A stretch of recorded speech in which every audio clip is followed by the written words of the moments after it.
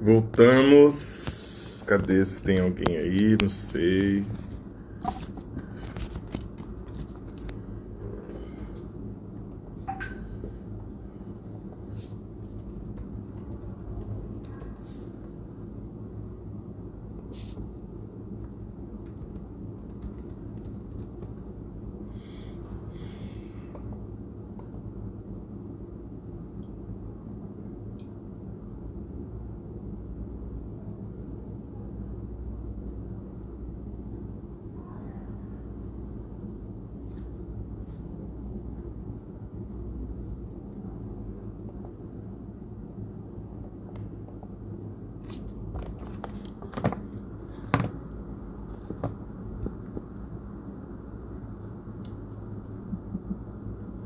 Bom, o Guilherme voltou, a gente vai para fechando. Cadê o Guilherme? Esperando ele atender. A Vinícius presente, essa é a Maqueda também, todo mundo. Voltamos. Só que não. Ah, foi. Voltamos. Foi. Aí eu falava que eu estava falando Tô te vendo e te ouvindo. de como ele desenvolve o Ah, enredo, também. né? Ele desenvolve contando de modo linear essa lenda que eu contei, né? E vai mostrando como os orixás são, na verdade, fruto desse embate, né? Desse amor que no filme, a gente estava falando do filme, tem um filme, um documentário, está no YouTube, gente, vejam. É lindo, é maravilhoso, é muito bonito, muito bem feito. É uma obra de arte. O roteiro do Joãozinho 30, não é isso? Isso, e Deixa... da. Eu acho que é Vera de Magalhães, ela. Vera de Magalhães, isso mesmo. Isso. Vera de Magalhães. Ela criou o filme em janeiro de 79, a Beija-Flor tinha sido a campeã no ano anterior e usou, né, o figurino, né, algumas alegorias, um gesto de alegorias para narrar a história da criação do mundo a partir da visão dos Nagôs, né, que é uma filosofia bem complexa contada a partir do mito, né, como são os povos originários, como os povos originários fazem, contam a partir do mito, mas dão vários princípios éticos, morais, políticos Uhum. ali, enfim. No filme isso fica bem claro, e eu não sei se, como o roteiro foi do Joãozinho 30, e a gente tem pouca imagem, nenhuma narração do que foi o desfile, o filme fica como um legado, né, para entender o que o Sim. Joãozinho 30 desenvolveu no desfile, né, já que a gente tem tão pouco registro. E o que a gente entende é que nasce do conflito, né? O mundo nasce, na verdade, nasce da desobediência de Orixalá, do deus do Orixá Branco, da obediência de Odudua, depois da criação do homem, né, do ser humano, aí como o conflito entre o divino e o natural, e depois, no final, a festa, né, o carnaval, que é a união de novo do masculino e do feminino, que é celebrar aí a fecundidade, o prazer, né? Tem umas cenas que remetem Uhum. é muito bonito no É, final, né? sim.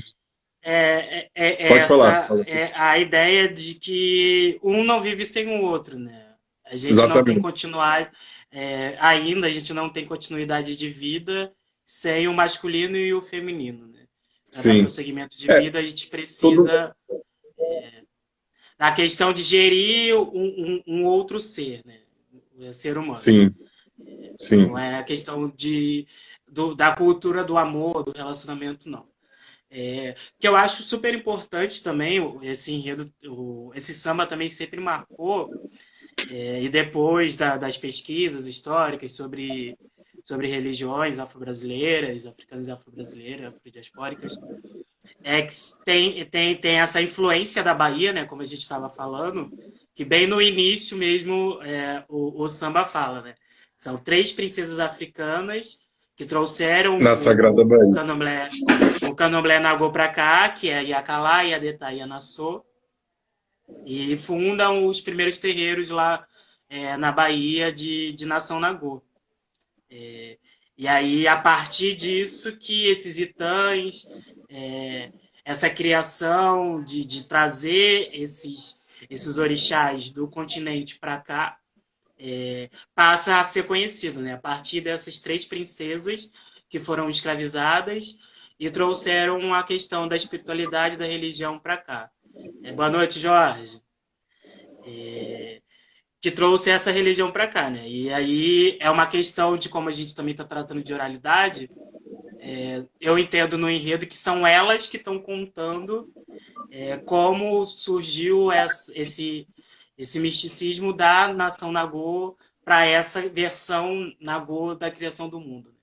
Então são elas que são o fio condutor, que está fazendo os griots que estão fazendo essa contação da história para o povo na Sapucaí. Aí a gente não tem esse registro, né? Mas o samba ele deixa bem marcado isso, né?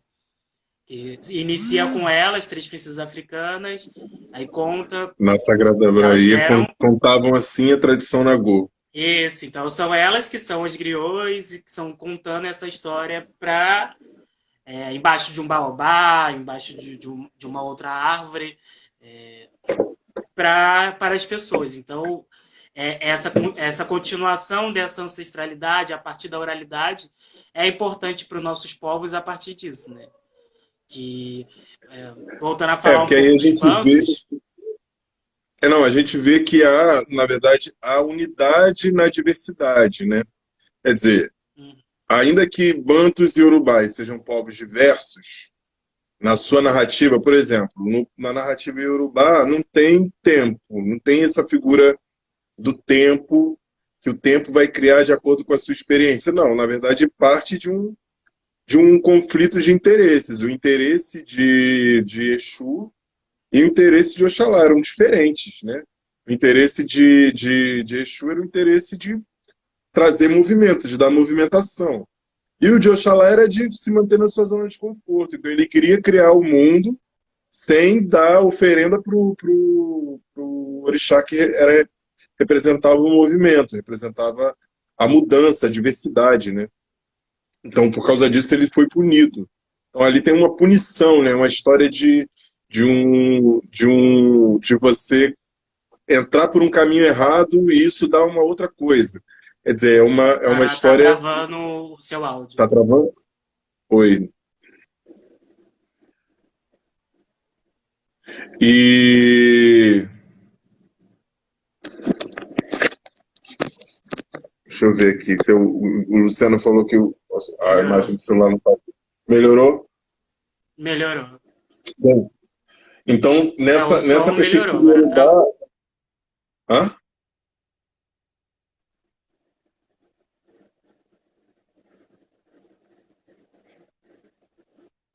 Guilherme, alô? Deu uma travada aí considerável agora.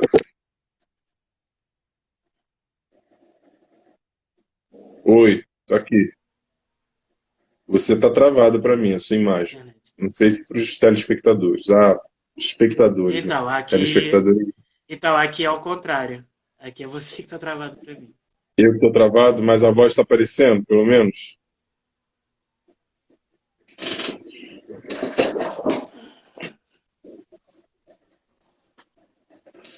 Desse foi agora, tá? Voltou? Falando. Acho que voltou, Vamos. voltou. Sim. Então, ali naquela perspectiva iorubá, era a perspectiva do conflito, né? Na perspectiva dos bantos, tem isso também, mas é diferente. Mas, assim, existem coisas que são unas, né? Que unem esses povos, né? Que é a dimensão da oralidade e a dimensão do contar, né? Do explicar, né? Do mais velho passar para o mais novo. Porque a gente esqueceu de falar que lá no Zaratembo tem a figura do baobá, né? A figura da árvore, que você lembrou agora falando dos iorubás. Sim, sim. Na sinopse, fala desse elemento como um elemento importante, que é esse elemento que permite a reunião das pessoas em torno de um assunto ou de um tema, né? De uma intenção única, enfim. que a circularidade promove a circularidade do baobá, da árvore, de se reunir em torno do mais velho, e que no enredo da Beija-Flor de 78 é trazido através das três princesas, né, das três mulheres que narraram essa história, construindo essa história não só em palavras e oralidade, mas em tudo que essa força criadora da palavra, do hálito, né, do ofó, produz. No caso, através da palavra, de contar a história, ela estava passando o axé delas, né? O axé de criação, né? A criação do mundo é a criação que se dá através da palavra, do contar. Então, quando elas contavam, elas estavam criando e passando axé. E assim construir um mundo, né? Um mundo político, religioso, espiritual, que é o mundo do candomblé. Guilherme, eu acho que você está engasgando bastante aí. Não sei o que está acontecendo com você. Pelo menos para mim tá. Você tá aí? Tô. Melhorou agora? Tá. Não, porque tava travando de Melhorou. novo. Aí eu achei que foi a internet, eu troquei aqui. Mas é a minha voz. Mas minha fala foi. Passou? Não, nem ouvi. Só o finalzinho, esse último minuto que eu não Não, peguei eu você. estava falando que estava falando da unidade na diversidade, né?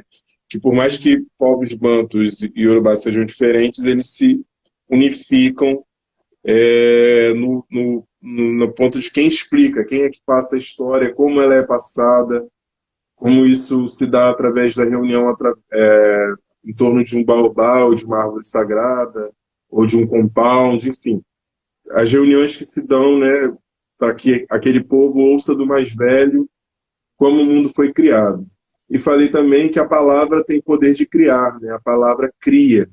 A palavra. A gente até fez um texto agora sobre a musicalidade, falando como os compositores de samba são criadores, né, por excelência.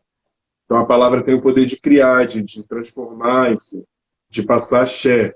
E que ao contar essas histórias, elas estavam criando um mundo particular aqui no Brasil, que é o mundo das nações de Candomblé, principalmente dessa nação que é a nação do Quilo, exaltada aí no samba da Beija-Flor de 78. O que está havendo com a internet do Guilherme? Não sei se é a minha, eu não sei o que está acontecendo.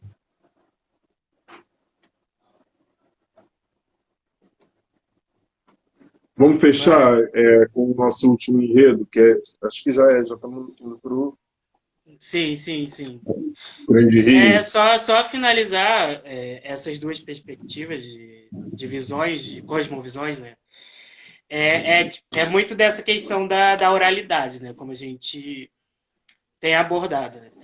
Que os povos bantus, principalmente aqueles que tiveram contatos com a escrita, não é, eles não privilegiavam a escrita, eles privilegiaram a oralidade. Porque a escrita, você pode escrever uma carta e passar para uma outra pessoa até chegar a outra pessoa. Já a questão da oralidade, você tem que estar sempre perto. Então, você vai ter sempre contato com o outro. E aí, essa é a importância, né? De, e é muito do que os compositores do samba, da década de 20, de 30, de 10, faziam, né? Porque eles não escreviam o samba no papel. Que é como é o Partido Alto, né? Que o Partido Alto é versar. Te dá uma palavra, você vai falando, e você vai criando a partir daquilo. E aquela música sempre vai mudando a partir do que você tiver no momento na sua cabeça, né? Então, o Partido Alto, da disputa do Partido Alto, ela parte a partir disso, dessa questão da oralidade e da criação do povo.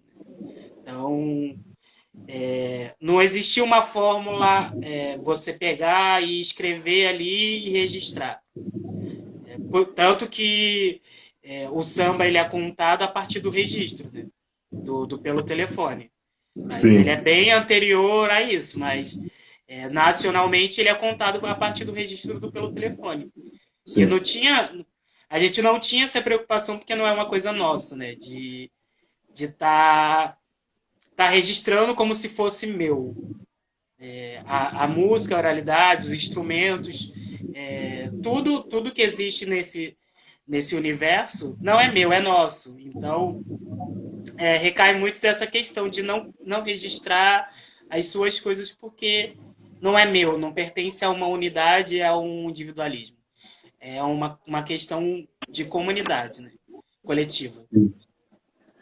É, passando então para o nossa última estação aí, ancestral, um samba que eu gosto muito, que eu era pequeno e eu acompanhei na época, que é a Grande Rio 94, aí, sua escola de coração. Os Santos que a África não viu. Vou deixar, como é a sua escola de coração, vou deixar você começar Então, essa é um explanação aí dos sobre o que você desfiles. Sim, é um dos desfiles que mais, assim, eu gosto sempre de assistir. É um desfile assinado pelo Lucas Pinto, que é um carnavalesco que começou na década de 90 aqui no Rio de Janeiro. É, aí no final não, no começo dos anos 2000 ele foi para São Paulo e eu acho que continua por lá, né? Não tem tanto destaque assim, mas na Grande Rio ele fez dois belíssimos enredos de 94 e 95 e falando um pouco do Santos que a África não viu, né? Que é até uma narrativa importantíssima pra gente, né?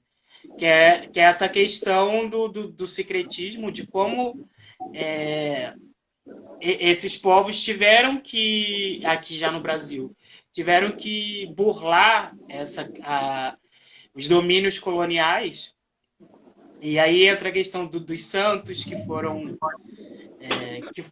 foram trazidos para ser louvados pelos africanos ou africanos de diásporas, que é nisso, né? Como eu falei na outra parte, né? A gente é esse povo que abraça o que a gente entende por coisas boas, né? Se tiver uma energia boa, a gente vai abraçar, a gente vai trazer para dentro do nosso. Né? Porque a gente é desses povos de acumulação de saberes. Então a gente troca saberes e traz para a gente e vira nosso, né? Vira nosso também. E aí essa questão do secretismo religioso, ele parte também disso, que aí tempos depois é fundada a Umbanda, né? Eu estou lendo um texto que fala de uma ordem da Umbanda antes de ser denominada Umbanda, né? Que era uma outra casa que também tinha essas particularidades que a gente encontra na Umbanda, né? Da devoção do santo, desse secretismo entre os santos católicos, os caboclos indígenas pindorâmicos e os orixás africanos. E aí ele aborda essa questão dessa importância que cada elemento, que não é uma mistura, não é como a gente coloca de um santo ser a mesma coisa que um orixá, não. Eles sabiam diferenciar o que era cada coisa no seu devido lugar, mas eles pegavam a importância que aquele orixá tinha para os europeus que vieram para cá que o santo e tinha. que os santos tinham quando os europeus trouxeram para cá e colocaram em conjunto com seus orixás. E aí o desfile ele fala do Zé Pilintra, que aí quem toma essa vez da narrativa da oralidade é o Zé Pilintra, é o malandro brasileiro, carioca, do morro, do centro do Rio, ali da pequena África,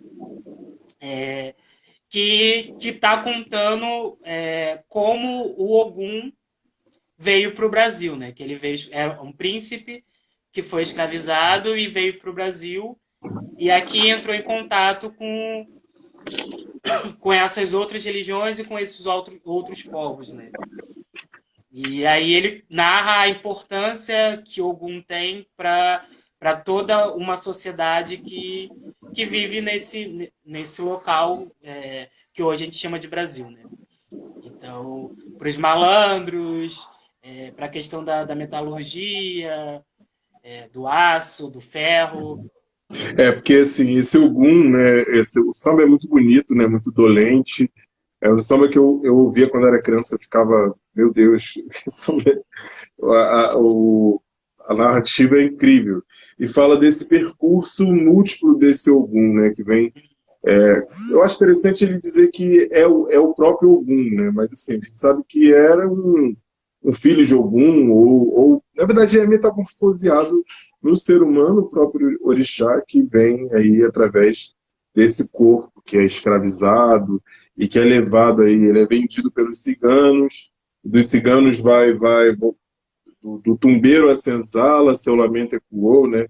Plantou caiana, socou café, pilou dendê. Quer dizer, ele, na verdade, ele não é uma pessoa só, eles são vários oguns, Sim, né? sim. São vários homens e mulheres dessa linhagem que vivenciaram essa força, essa experiência de passar pelo porto, e aí ele vai ser o ancestral dos estivadores, ele passa para a floresta, onde ele vai aprender a pagelança com os caboclos, com os indígenas.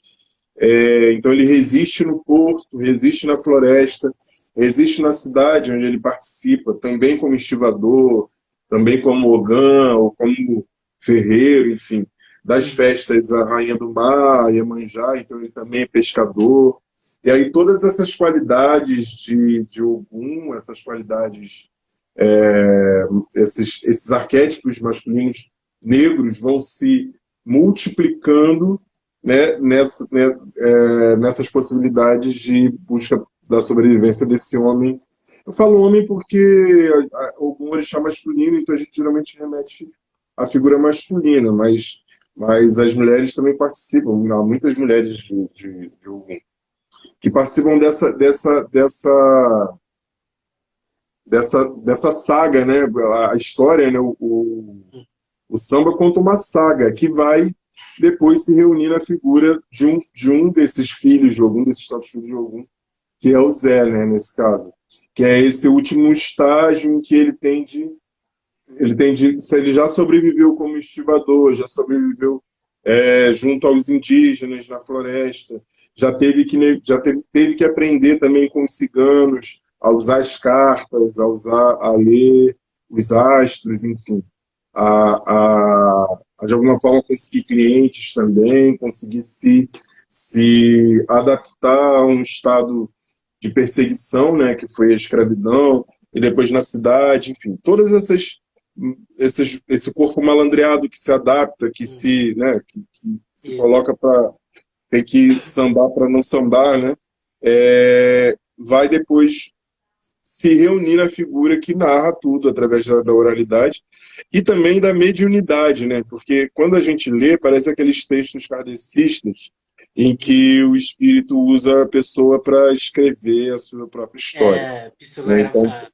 tem esse tom, né, de que é o espírito passando através de um médium, do chamado cavalo, de Umbanda, né, a sua história, né, como quem já teve contato. Aqui o Rio de Janeiro, e uma coisa que é interessante, que marca, assim, essa ancestralidade carioca, né, temos aí, lá no início da nossa conversa, o próprio samba, que é ancestralidade profana, né, não necessariamente religiosa, depois os banto que chegaram ao Brasil primeiro, os Yorubá que Basicamente, os chegam pela bantos Bahia. vieram pelo porto do Cais do Valongo, né? Sim, sim, E até depois da revitalização lá, quando da história lá da rainha que casou com Dom Pedro II, depois disso ainda trouxeram mais povos bantos até bem perto ali da lei de fim do tráfico negreiro, né? sim. 1850, né? Isso. E fecha. Aí tem os Yorubá vindo através da Bahia, mas com uma conexão muito forte com o Rio também. E fecha nessa figura que não é, na verdade, assim, pelo menos o que eu já entendi, já li, já entendi sobre a história de seu Zé, de que ele, na verdade, vem de Pernambuco, né? Ele vem de Pernambuco, passa pela Bahia, até chegar ao Rio de Janeiro e se tornar um símbolo da cultura carioca, né? Porque, assim, eu acho que aqui na Lapa, por exemplo, eu moro próximo aos Arcos, eu acho que ali super caberia, né? Ali já tem mais um santuário para o seu Zé, mas eu acho que super caberia com uma figura que faz parte da carioquice, né? A figura do seu Zé, né? Uma escultura ali dele, alguma coisa assim grande, né? Junto com a própria Lapa e os outros personagens que ele traz junto dele, né? Que é a morena, a negra com quem ele dança, enfim. Todas Maria. essas figuras que são aí emblemáticas desse momento também que o samba estava se firmando, né? Anos 30, 40, né? Esse terno branco, sapato bicolor e camisa listrada está bem situado ali Ah, né, entre é os anos bem, 20 e bem 40. isso. E aí esse enredo e, e é e é bem para fechar, mas é a questão de que para os povos africanos não existe o fim. O fim é sempre o recomeço, é o começo de uma outra vida. É, Sim, é de que ele passa por tudo isso, vem da África, é vendido, vem no navio negreiro, sofre, e aí ele se encontra nesse espaço com os povos da rua, é e isso. aí ele cria o samba, cria o jongo, que o próprio samba fala, né? Que eu sou jongueiro, baiana, Sapucaí eu vou passar, e aí ele pede as bênçãos e vai. E até a questão quando ele pergunta quem é ele, né? Assim, Quem é ele, né? ele não Tem tem uma várias máscaras. figura, Tem ele não várias tem uma máscaras. É figura só. algum Ele pode aparecer em qualquer outra pessoa, em qualquer outro tipo, forma. que é a conexão dele com o Exu, né? Que é o movimento, Sim, né? De poder se associar a várias formas sem perder a essência, né? Que é justamente a essência da ancestralidade. É muito interessante esse enredo da Grande Rio. Eu não lembro em que posição ela ficou, mas a ela Grande estava no Rio início nesse do ano ficou em especial, né? nono. Sei que Ficou em ela nono. conseguiu se manter. Não, ficou em Se não- nono. Ela ficou acho que uns 93 com Luá, Luá, Vem Pratear Nossa Rua, ela ficou em nono, depois ela ficou em nono de novo. Sim. Vamos pensar então agora para a gente passar uma lista de outros desfiles que eu acho que valem a pena. A gente que falem de ancestralidade, a gente deu uma anotada aí, lembrou. São muitos, né? Enfim. Sim.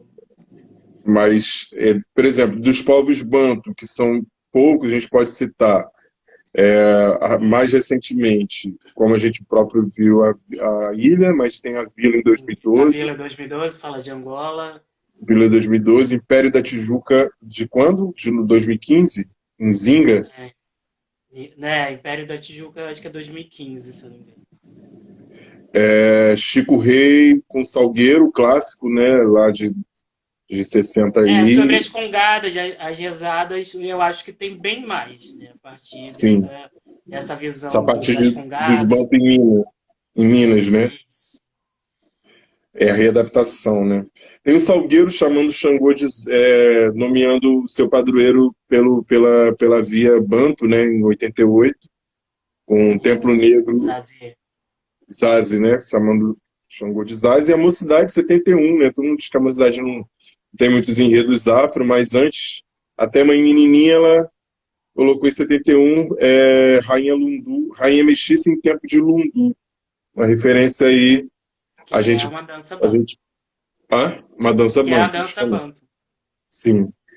Correspondente a umbigada, né, que é também a origem do samba. Já os povos de Nagoiurubá é uma ficção Quase um infinito. de um infinito de Todo coisas. ano, basicamente, deve ter uns três, assim. Porque A gente ficaria.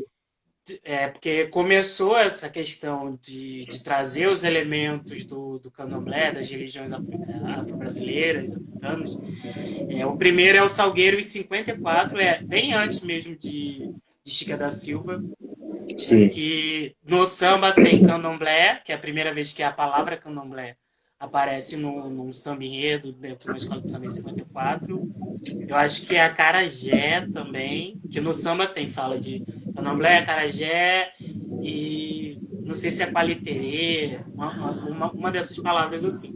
Mas é a primeira Quariteiro. vez que mas é a primeira vez que tem os elementos dos povos africanos, a parte da linguagem, dentro de um samba enredo, é em 54 com Salgueiro, a Mocidade em 57, aí ela já estava no acesso, e Sim. aí depois de um tempo a gente pode trazer que a questão do Castro Alves enquanto um negro mestiço. Uhum. Só que no samba, na época, não é abordado assim, porque a partir dessa criação que os compositores faziam era a partir dos livros didáticos, né? Então representaram Sim, ele era. como ele vinha nos livros didáticos, né? Sim, Embranquecido, sim. né? E Era uma aí depois em representação. 60, né? Que aí começa o que a gente chama hoje de temática afro-racial, Sim. afro-brasileira nos sambas. E a gente não falou, assim, a Grande Rio de alguma forma traz aí a Umbanda em 94, Uhum. com essa coisa da Umbanda cruzada com o Candomblé, né? O Ogum é ao mesmo tempo São Jorge, e, e também depois vai ser um encantado, que é o Zé Pilintra, e outras escolas que traçam esse assunto da Umbanda especificamente. A gente tem como citar aí a figura do malandro, foi malandro dos anos 80 lá, o Salgueiro também agora atualmente de 2016, foi malandro foi Império Serrano, Salgueiro 2016, com a ópera dos malandros, que segundo Lage ele queria ir por um caminho, que era de fato fazer o trabalho, a referência à obra do Chico, e acabou indo para o campo da religião, mas é um enredo bem marcante, porque, de fato, esse é um assunto que mexe com a identidade negra carioca, né? Essa figura do malandro, e também é um banda que se firmou muito no Rio de Janeiro, né? A Umbanda, ela é um fenômeno fluminense, né? Nasceu em São Gonçalo, enfim, então eu tenho uma característica forte aqui da nossa cidade, da nossa região. Mas o que você pode elencar aí dentro da temática da Umbanda? Recente e Recente progresso. a gente teve na série a Alegria das Zonas. A Alegria com o Saravá Umbanda. Que também aí teve a questão da Umbanda com a Quimbanda, né? Sim, E que é um outro. Um outro. Uma outra vertente, né? Assim, entendi. e aí é uma outra questão da Quimbanda é lá em São Paulo, né? Que a Lava Pés ela se iniciou, até o símbolo da Lava Pés é o elemento da Quimbanda, né? É o 7. É o Exu Sim. 7.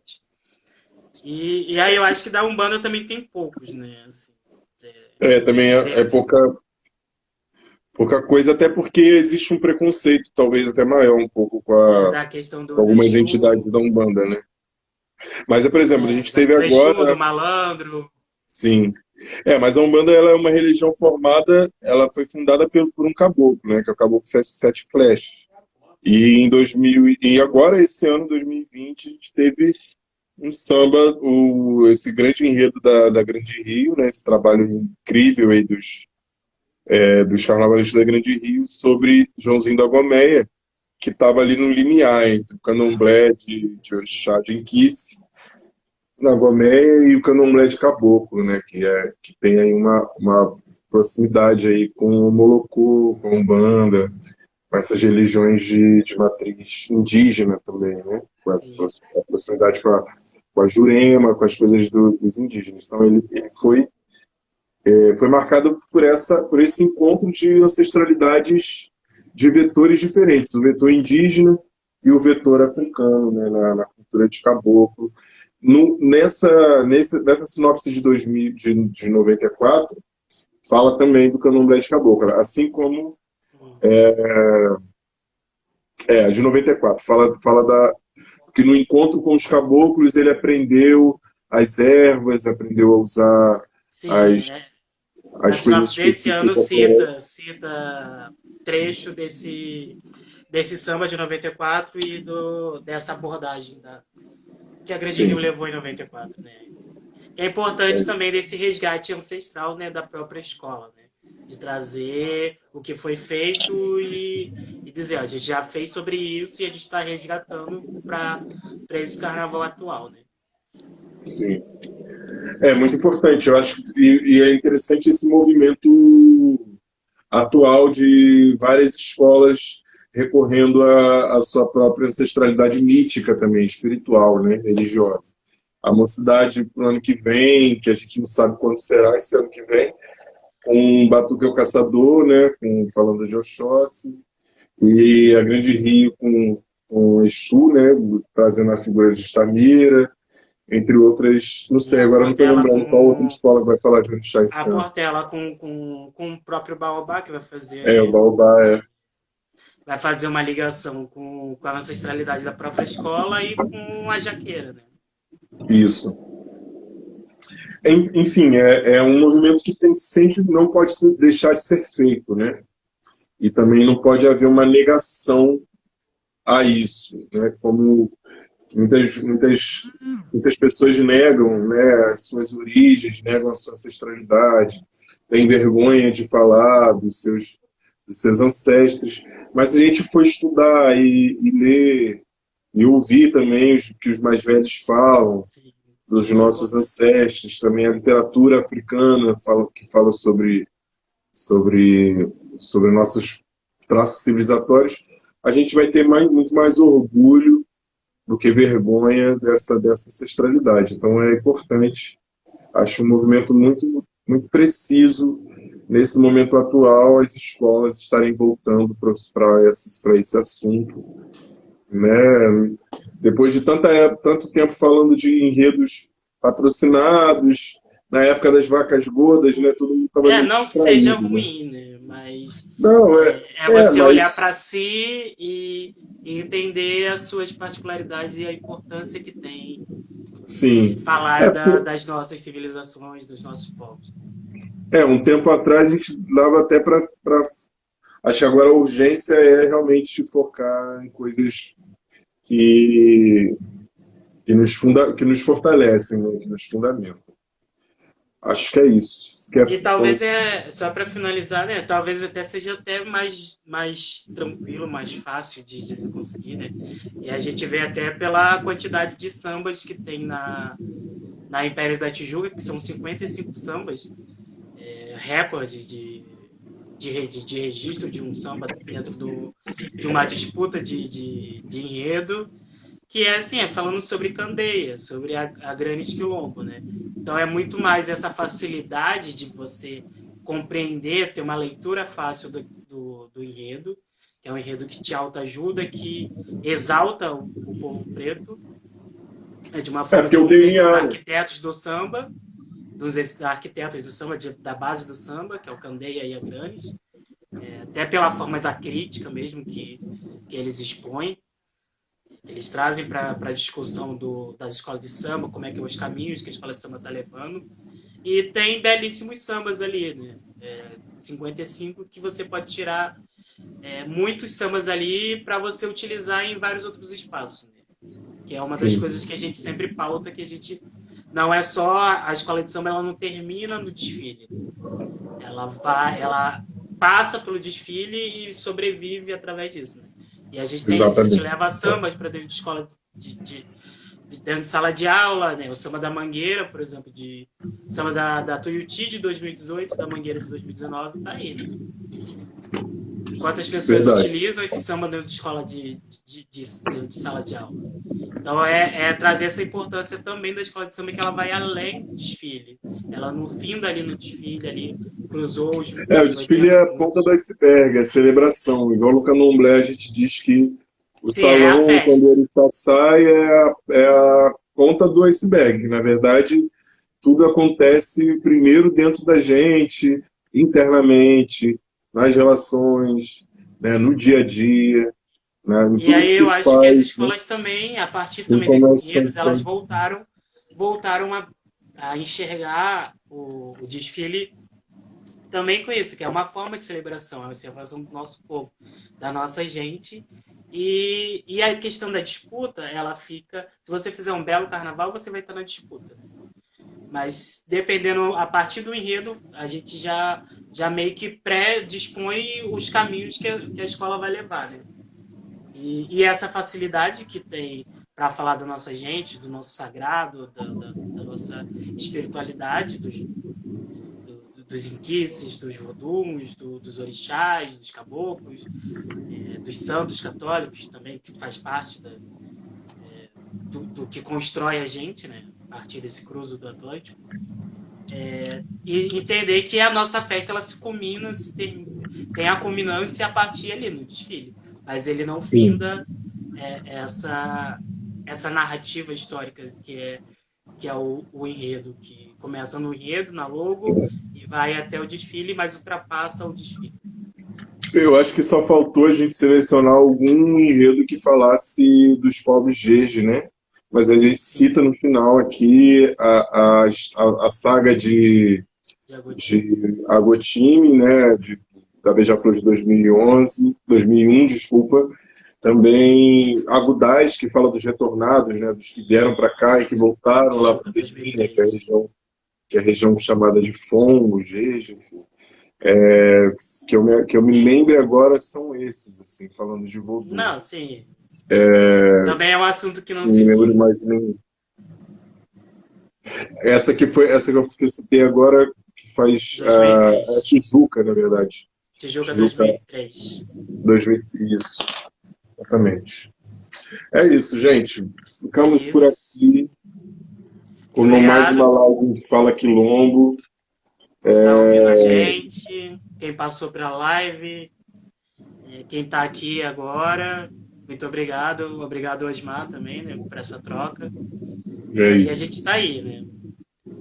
Como a gente Então fala, aí, é samba, é ancestralidade, é quilombo do samba. É, e a gente encerra aí, Osmar. lançou. Não, a gente lançou aí uma provocação aí, o primeiro encontro de pesquisadores negros. Tem Maranhão da Beija, né? Que a Beija fez Maranhão duas vezes, fez Isso. 2011, 2001 e 2012. É verdade, tem o Maranhão da Beija sim. A Beija ficou com esse assunto aí bem feito. A Beija é ótima, né? Quando é para falar de África, de preto, ela é boa, não adianta. Ninguém supera a Beija-Flor falando da nossa cor. Mas fiquem ligados aí nesse semestre a gente vai se preparar aí para um encontro aí que a gente vai organizar para ouvir também outras pesquisas, outras visões de mundo aí sobre a nossa cultura do samba, Nós tá que bom? agradecemos, né, por compartilhar, Kézia. Que a gente Mas compartilha, né? Os nossos povos é compartilhação de saberes. é Ninguém é detentor do saber, né? A gente aprende, estuda, aprende, conversa com os mais velhos e passa para frente, né? Adiante. verdade. É isso, gente. Muito obrigado aos mais velhos, aos Boa mais noite. novos, aos ancestres, aos ancestres divinizados. Uma boa noite para todo mundo. Um abração. Tchau.